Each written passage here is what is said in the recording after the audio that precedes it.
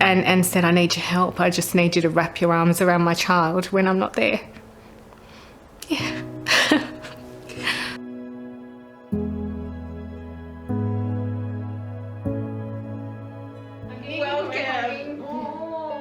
So I'm Kirsten Pilati, the CEO of Breast Cancer Network Australia, and I'm joined now by yet another remarkable woman.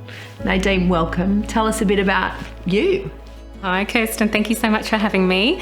My name's Nadine, and I was diagnosed with breast cancer at the age of 43, and no family history. So I found a lump and just propelled me into this unknown world. So initially you're presented, you do your first lot of tests and you don't know how to interpret this medical speak.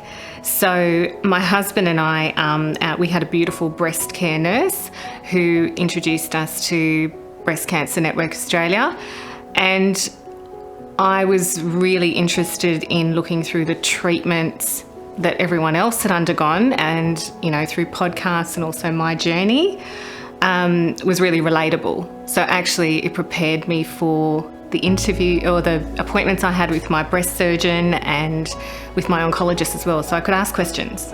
You kind of navigated through the treatment. What was going on for you around the hospital system and the support from family and friends? Yeah. Who was there for you? So my greatest support was my husband and my children. They're the ones who lived through the experience with me firsthand. And the dialogue that we chose to have with the kids was just be open and transparent, because we didn't know what was going to happen, but I wanted them to experience every part of the journey, good, bad or indifferent, and learn from it. But also as a family, I think we connected on another level. So the kids, they're at an age where they understand what's going on, but also you don't want to give them too much information. How did you support them through navigating? Yeah, so the one thing that I did do was make sure that they had a support network outside of myself and my husband. So I rang each of their closest friends, and I still have a group of mums who, they were dance mums, so we had fun together.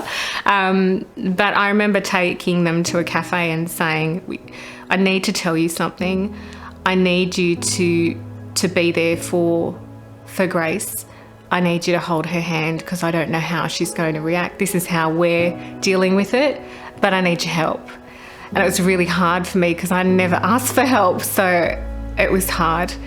And then with my son, yet again, I rang his closest friend, his mum, and said, I need your help. I just need you to wrap your arms around my child when I'm not there. Yeah. There were times where, after my surgery, I had to learn how to walk again, and I love walking. I love my exercise. And they would just come, and there was one mum in particular who just would hold my hand, and she's a runner. She would come and just walk with me, and we'd just laugh, and we'd be walking at the slowest pace.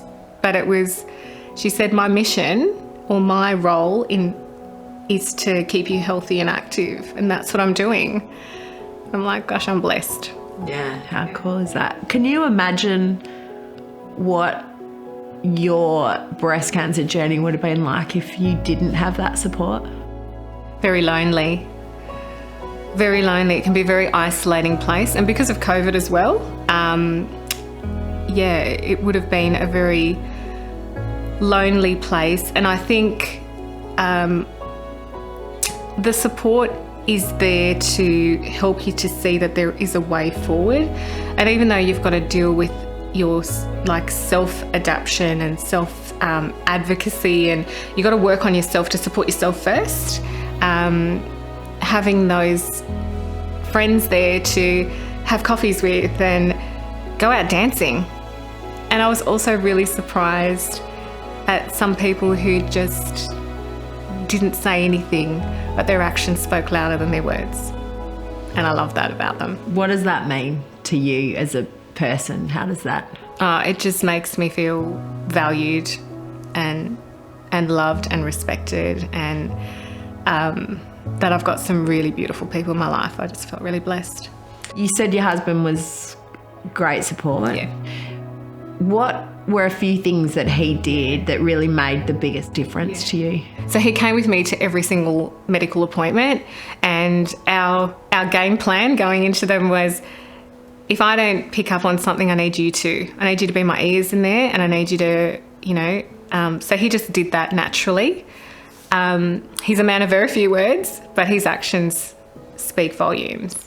So there wasn't too much talking, there was more doing, and there was just picking up all the stuff that I would normally do with the kids and just with the house stuff, but also spending quality time together and growing as a family. Yeah, I think it was really, really important, and he was the driver behind that. Yeah. So you received a gift from Burley in hospital. Yeah. Tell me about what it was you received, how that made you feel, and what it meant to you. So the Burley gift I received was such a surprise, a welcome surprise. It was a beautiful bra and a care kit, and it made me feel like, gave me some confidence that I've got this and somebody's got me. So thank you, Burley. I think you're an incredibly inspirational woman.